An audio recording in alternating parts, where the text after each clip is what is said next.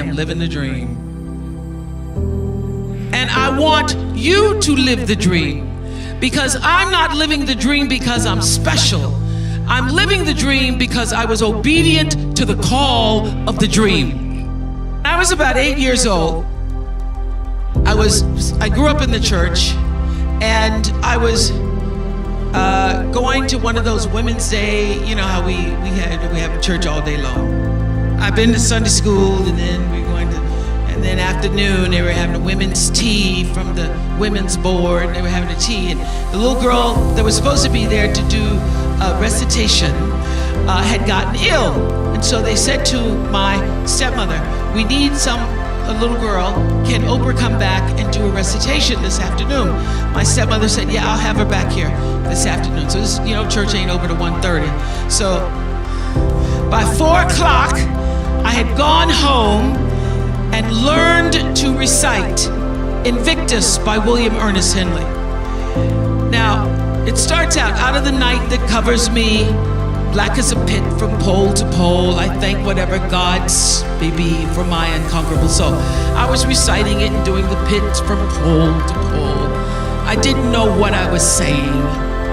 But at the end of the poem, there's the stanza that says, "It matters not how straight the gate, how charged with punishment the scroll. I am the master of my fate. I am the captain of my soul." Now, my little 8-year-old brain didn't really fully understand the power and depth of those words, but they sounded good enough for me to write them down and put them on my mirror. And those words, "I am the master of my fate, I am the captain of my soul," became a mantra for me. What it said is, I am responsible for the choices that I make in my life. I am responsible. I am responsible. So obviously I grew up and was better able to articulate what those words really mean. And I discovered in physics class, those of you who remember physics, the third law of motion. You remember what that is? The third law of motion in physics says, for every action, it's called Newton's law, and it says for every action, there is an equal and opposite reaction. So what does that mean?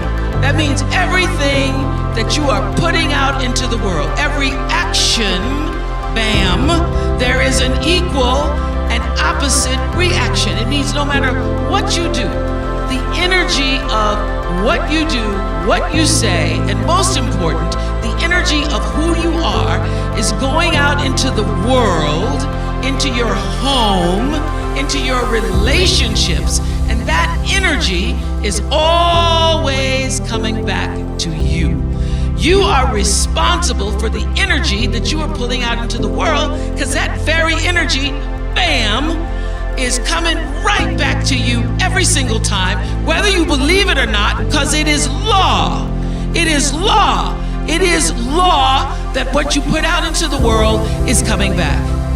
One black woman, my hand in God's hand, trusted in that word, because that word never failed me.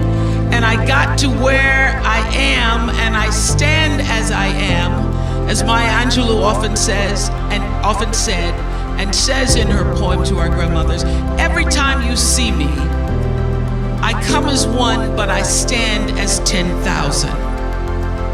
Every time you see me, I come as one, but I stand as 10,000. So it's just not me standing up here.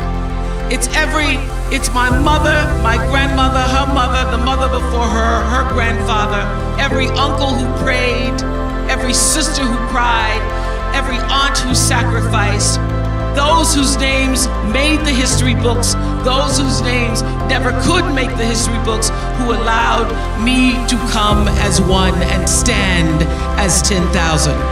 So oftentimes when I walk into a room just as cool as you please, and I can't see another black face in a 50-mile radius, I stand and sit at the boards as one, but I'm bringing the 10,000 behind me. Because I not only know who I am, but I also know whose I am.